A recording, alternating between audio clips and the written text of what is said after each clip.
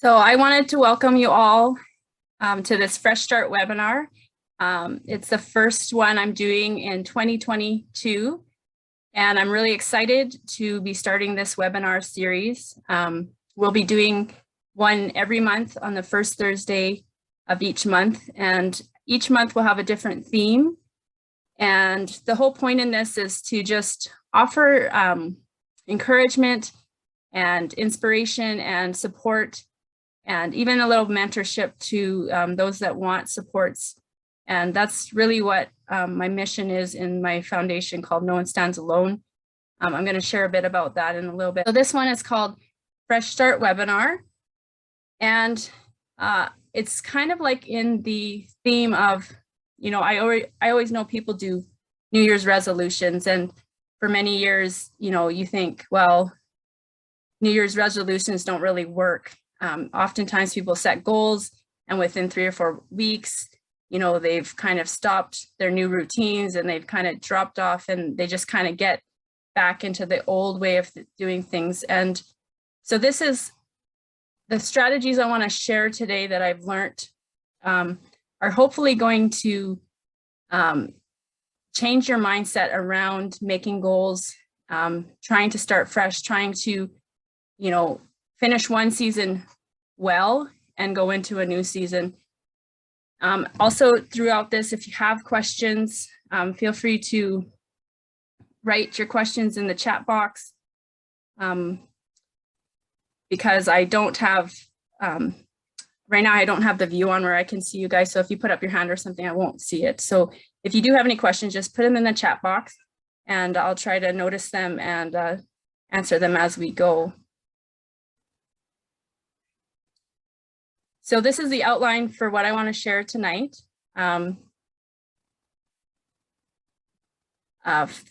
one, I'm going to be talking about my mission and vision for this foundation that I've started in this year and what my hopes are and my dreams of how I can help other people. And then I'm going to talk a bit about why sometimes we need a fresh start, why we have to maybe close the door to a previous season and start fresh.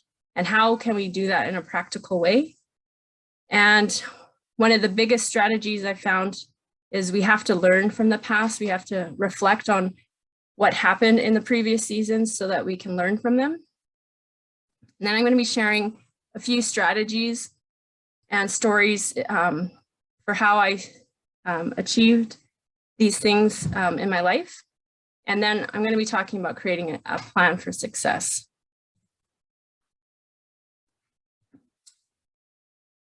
So about No One Stands Alone Foundation. Oftentimes in our most valuable and critical times, we find that we are journeying alone. It's often because we're afraid to open ourselves up to others and let them know that we're struggling. Other times it's because we have a hard time finding others who can relate or help in our greatest times of need.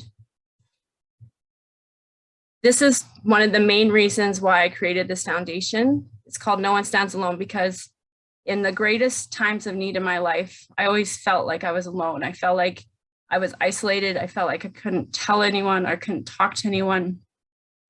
And I really have on my heart to be a safe place for people who are going through struggles, going through mental health issues, and want support and want help and want mentoring, that they have a safe place to come and that they know that they don't have to journey alone.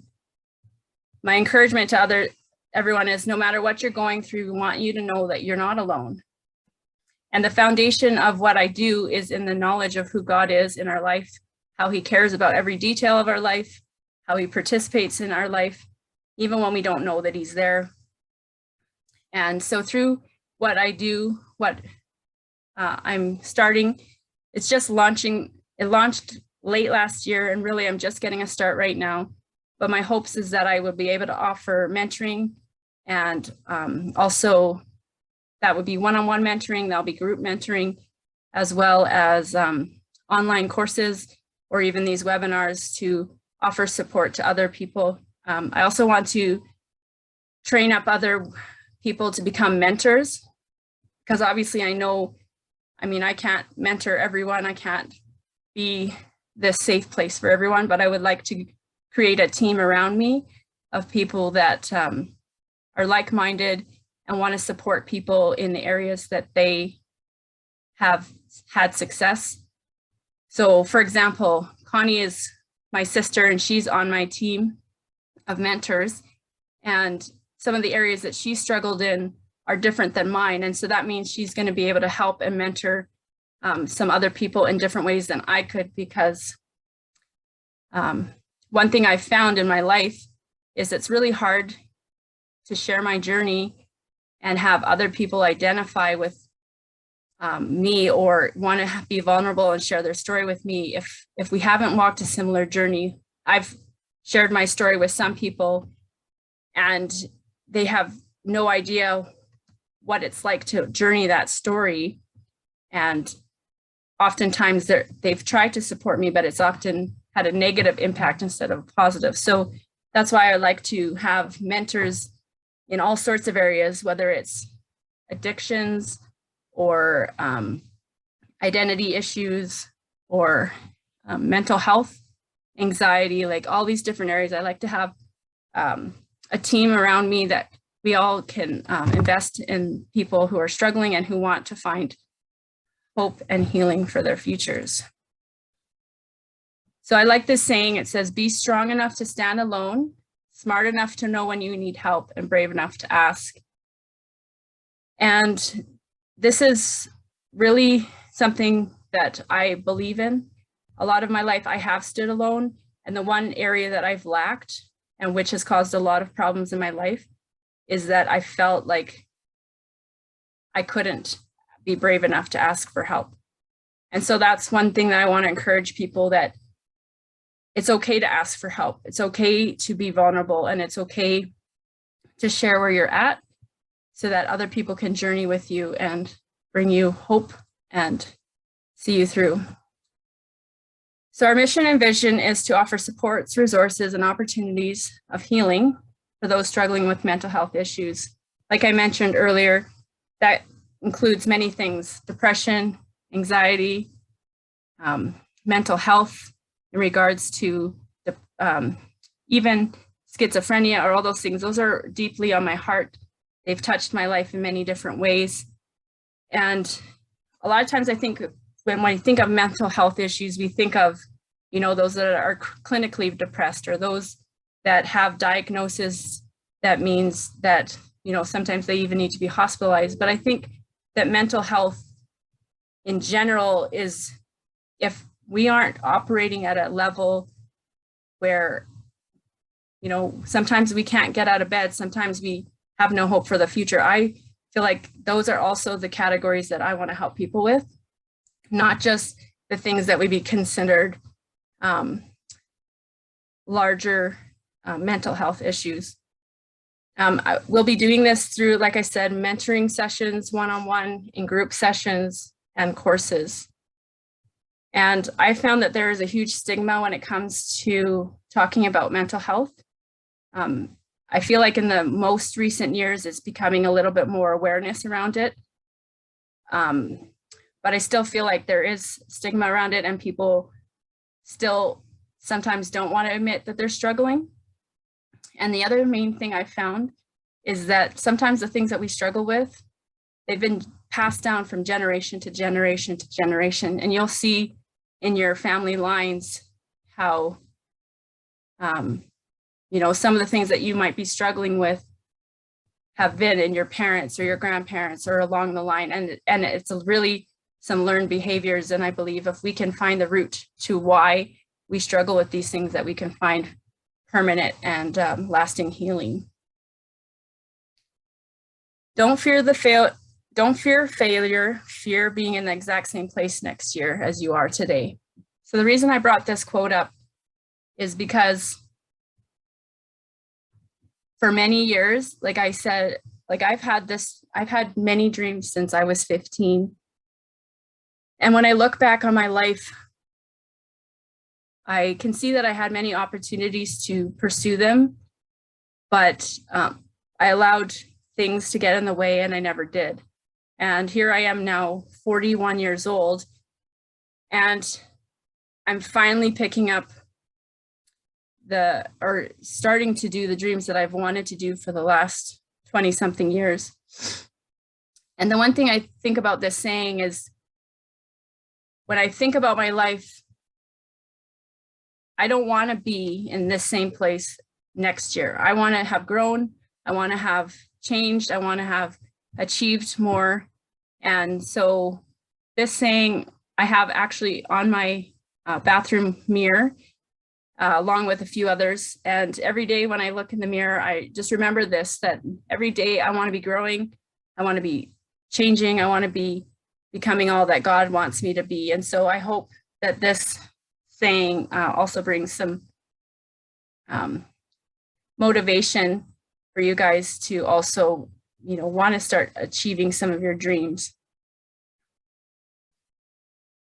So why do we need a fresh start?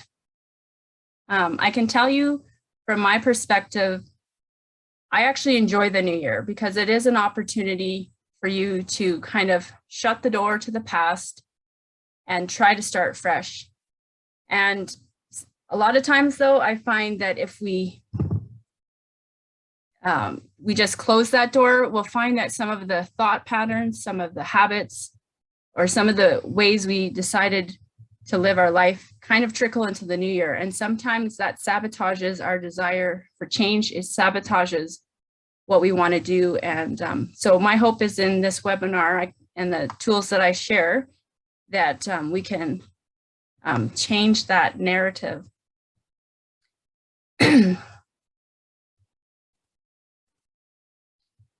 So looking back on 2021, and you guys don't have to answer this, but I want you to think about it. Just think about some of the things that happened in 2021 that you would like to leave behind and not bring into 2022.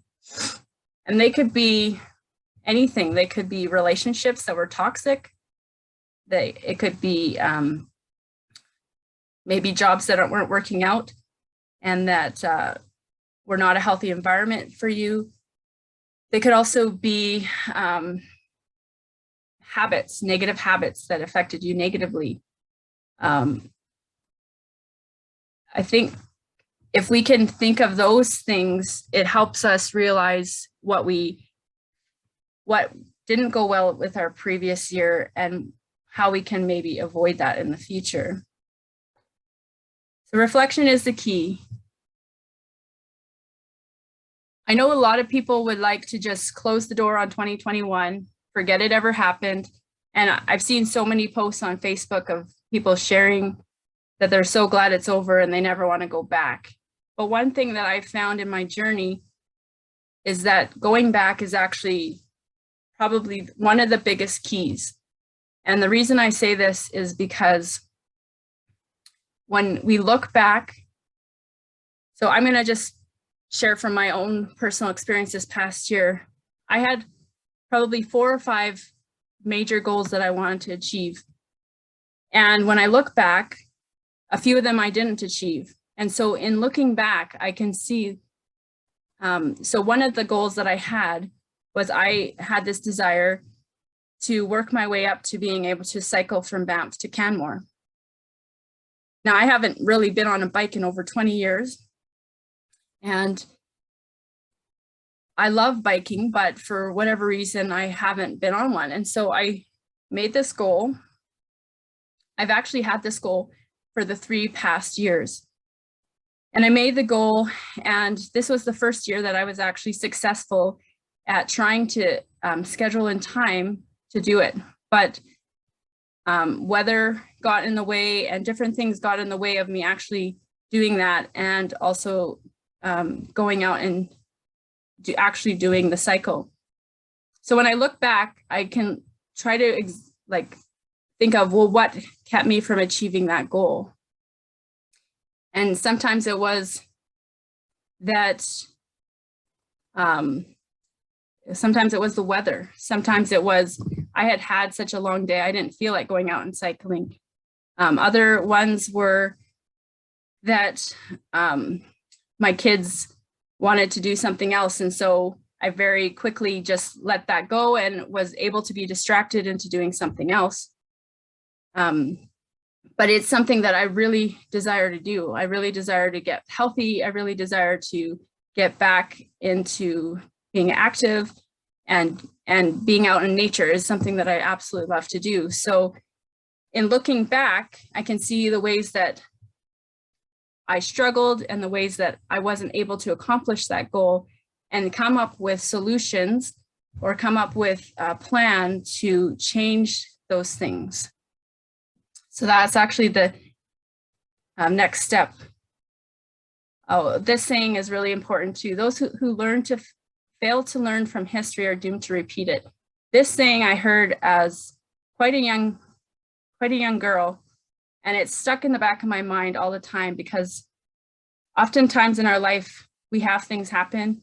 We have things that go on in our life. And I've seen, and even in my own life, when I haven't learned from those times, I see it repeating constantly in my life. And so that's why it's so important for us to reflect. So at the end of this, I'm going to be actually sending out a list of questions, things that you can reflect on. And I would love for you guys to take the time to do these things, because if we can learn from what's happened in the past, how things haven't gone the way we've wanted or haven't gone the way we've planned, we can actually change that. We can make a new story, and we can have a different future. So learn from the past, reflecting on the past season. Reflect on the goals that you did not achieve last year. Why didn't you achieve them? What were your obstacles that you faced? Reflect on the things that went wrong last year, and how did they affect you negatively? What could you have done in hindsight to change the outcome of these events? And is there anything you can do to prepare for this situation in your future? So the first step was reflecting on the past, and then the second one is learning from the past. So I will use another example. One of my dreams has been always to start this nonprofit foundation. And earlier this year, I committed to doing it. I started filling out all the applications. I got all my ducks in a row. I registered the name. But something kept holding me back. And I couldn't figure out what it was. And, you know, I had dozens of opportunities to send the paperwork in and to complete it. And I just made every excuse you can imagine in the book to not do it. And then this one day I was joining another webinar with the writers group I'm part of. And the guy mentioned something in what he said, and it was like a light bulb went off for me. And what he said was, sometimes we don't fear not being accepted, we fear being accepted. And the reason this meant so much to me was because I realized in that moment that the thing holding me back from sending in the application to do or to start my nonprofit wasn't fear of failure. It was a fear that it would be approved and then I'd actually have to do something with it. And I realized in that moment that that was a pattern in my life. I've often put things off because then that means it would actually require something of me. And so as soon as I realized that, I changed my behavior and I sent that application off, and sure enough, it got approved and it was sent back to me with all of the documents I needed. And so now it's like, now I have no excuses. I mean, I could make excuses, but I'm not going to, because it's like a decision that I've made. But I realized in that process, because I procrastinated on that for over 6 months when I had decided to do it. And then I realized why I was doing that. So that's why learning from the past is so important. Like, why are we procrastinating? Why are we hesitating? Like, what is keeping us from moving forward? And sometimes it is fear. Sometimes it is fear that we're going to fail. Sometimes it's not knowing what to expect. And sometimes it's physical things that get in the way. Like, I know for myself this past year, I had 2 significant losses in my family. I had my mother-in-law pass away and also my uncle. And I know that when we have losses like that, that can also set us back because there's processes of grief, there's loss. There's also a lot of reflecting in that. Sometimes we think, could I have done more? Or how could I support the other family members in my family? So even those things might get in the way, but they're also important. So seeing your life for what it is right now, but being able to also learn from it is a huge key to moving forward. This is another huge thing. Sometimes you'll need to say no to something good to say yes to something better. And I think this might be, I think they're all important, but this one I think was the catalyst for me to be able to start stepping into what I was doing. Because if you know anything about me, I juggle a lot of hats. And for many years, I not only helped my husband run our own business, but we also run our own farm. And I was also homeschooling my children, and then also maintaining a home and taking care of my children. It's a lot. And in that, there was no free time and no availability for me to pursue my dreams. And so I got to the point where I knew God was calling me to pursue my dreams of writing, being an author, and to do this nonprofit. But I knew that I couldn't do it. I had no free time. And so there was something that I had to give up. And it was difficult for me to give it up. But ever since I have, it has just freed me up to start doing what I want to do and what I feel called to do. And that was my homeschooling. And that was one of the most difficult decisions I had to make because it was something that I truly valued. I loved being with my kids. I loved teaching my kids. But I also knew that there was something else I needed to do. And so even though that was one of the hardest decisions, I had to say no to homeschooling, and I had to enroll my kids in school and send them to school. And even in doing that, at first, I didn't start spending time on the things that I wanted to do. I filled up my time with other things.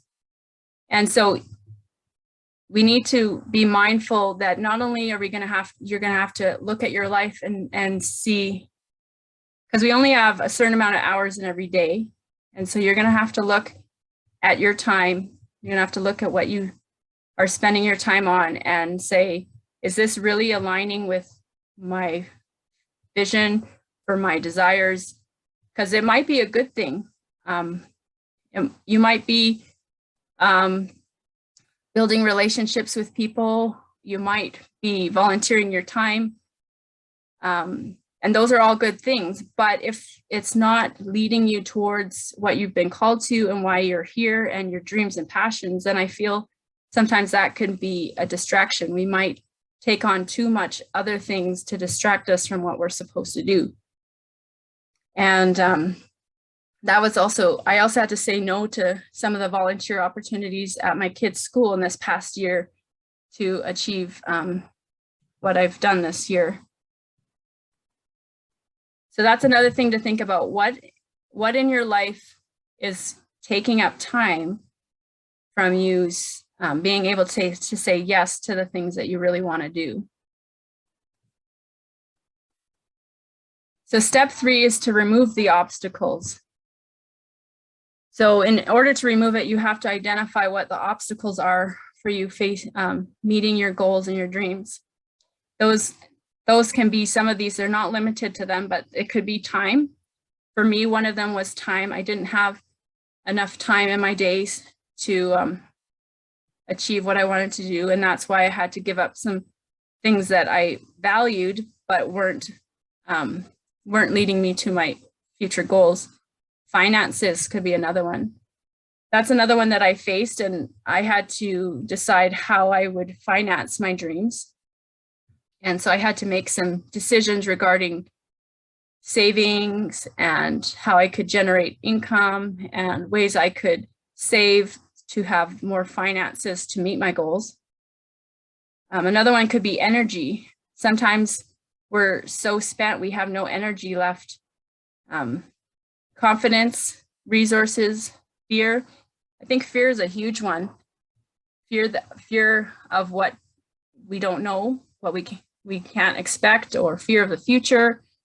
Even in regards to right now, the current events, like you might be afraid of, we don't know what's going to happen in this world. We don't know if the lockdowns are going to end.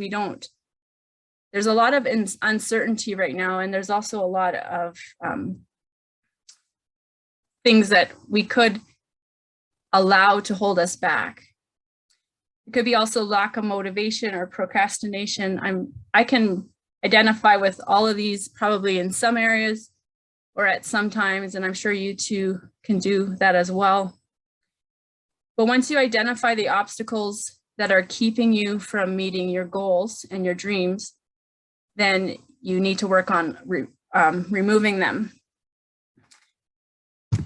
So some of the ways I've removed some of the obstacles is, like I said, removing things from my schedule that were distractions, finding ways of saving finances, even having my own little account that I put all my extra money in that I get from things that I've sold or side jobs that I've done.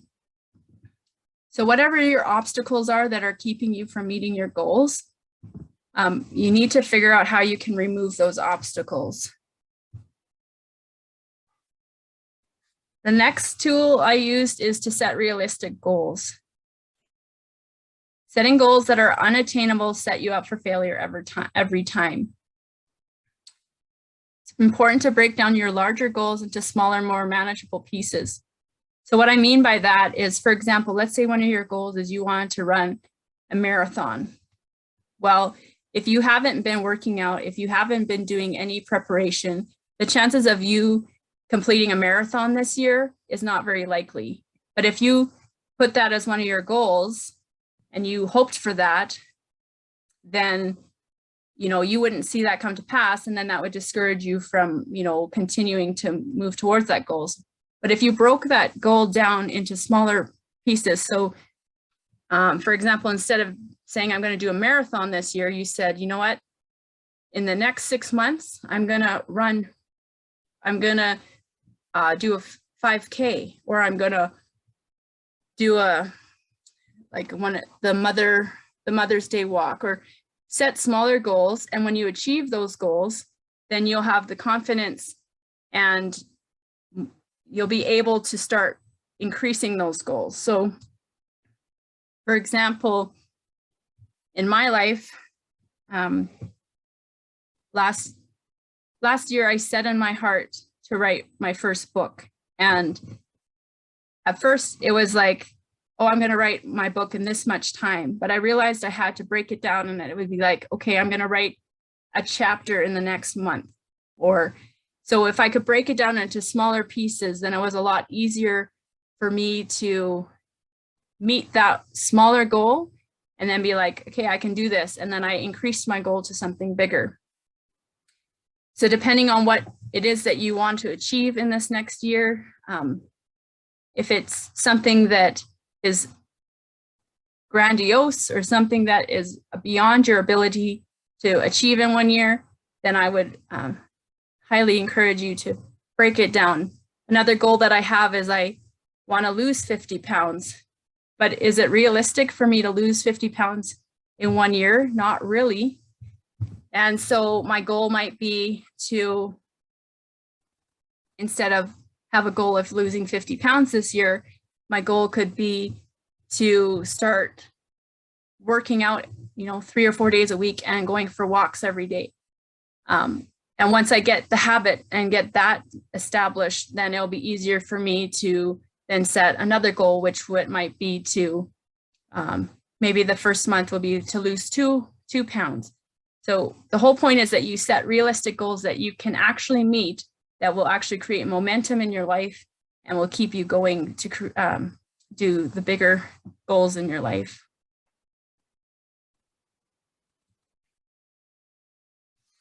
Accountability.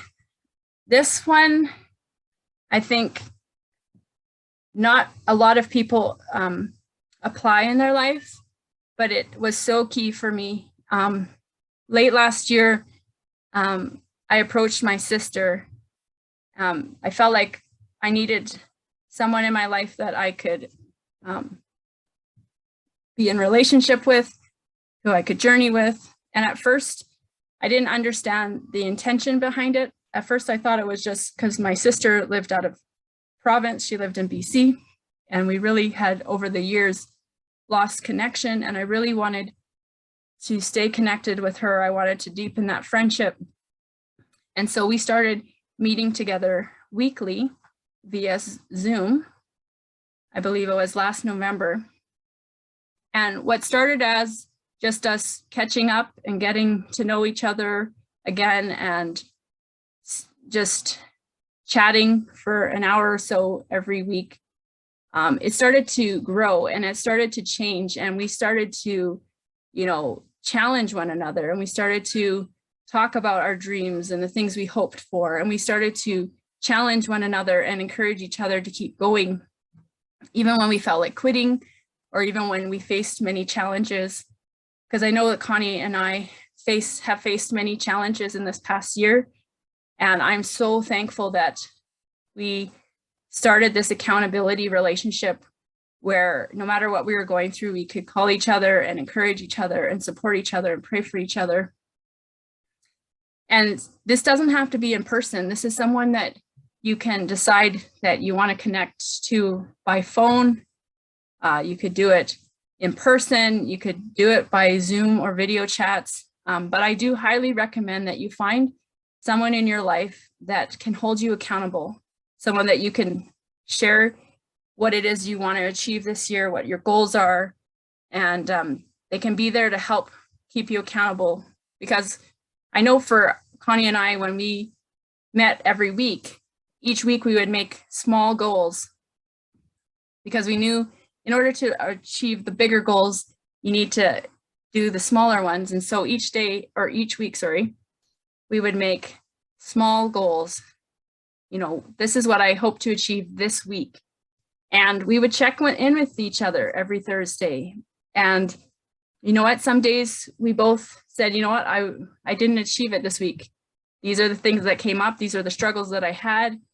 And that's okay. But we were able to talk it through. We were able to give each other encouragement or feedback of what we could do to change that, or ways we maybe had to care for ourselves because we were going through an incredibly difficult time. But that accountability is so huge in moving forward. Knowing that you have someone to not only support you and to encourage you, but also challenge you when literally you just don't feel like doing it. It helps you not get stuck into that mind frame of procrastination, thinking that, I'll just do it tomorrow.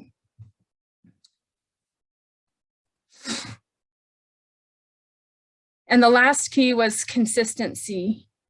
When you make a decision to do something, then follow through. So the main difference between those who achieve their goals and those who don't is that they consistently put the time and effort each day into what they want to achieve. How many times have you said, I'll do it tomorrow, but it often doesn't get done? That's one thing that I've changed in this past year too. It's like, for example, I'll have an email that I have to send, and I'll say to myself, I'm too tired right now, I'll just do it tomorrow. And then I stop myself and I'm like, no, it will take you literally 2 minutes, and you have 2 minutes. So just sit down and do it right now. And so I sit down and I do it, and then it's off my plate. But the days where I'm like, I don't, and I just added it to my to-do list, I find that, sometimes a week has gone by, sometimes 2 weeks have gone by, and it's still sitting there on my to-do list. So I'm starting to learn that when I'm reminded of something, or when something has to get done, like it's been on my schedule, it's like, I just need to do this. And obviously there's going to be some times when there's an unavoidable circumstance that keeps you from doing that. But that's different than procrastination, knowing that you can do something, but you choose not to just because you don't feel like it. So consistency is huge. Following through with what you want to do, what you've committed to do. And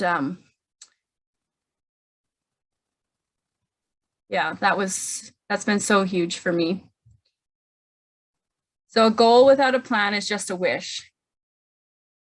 So everything I've shared so far, it's like, you need to reflect, and you need to learn from the past and all those things.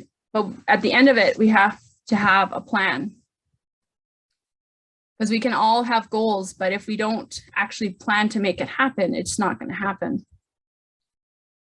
So these are the 5 keys I want you to remember. Number 1, learn from the past.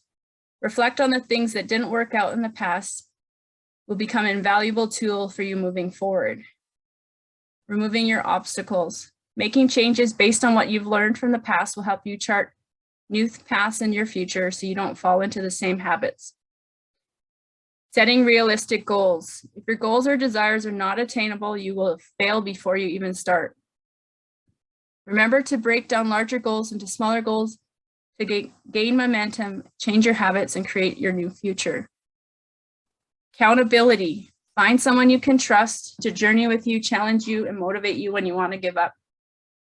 And consistency. Commit to doing what you want to do. You need to schedule the time to achieve those things. You need to make them part of your routine so you will do them. Without a plan, you're going to stay where you're at. It's time to make a move. So what I would want you to do, and like I said, I'll send you some reflection questions and some things to chart out a plan for the new year, but you're going to want to make a list of your goals.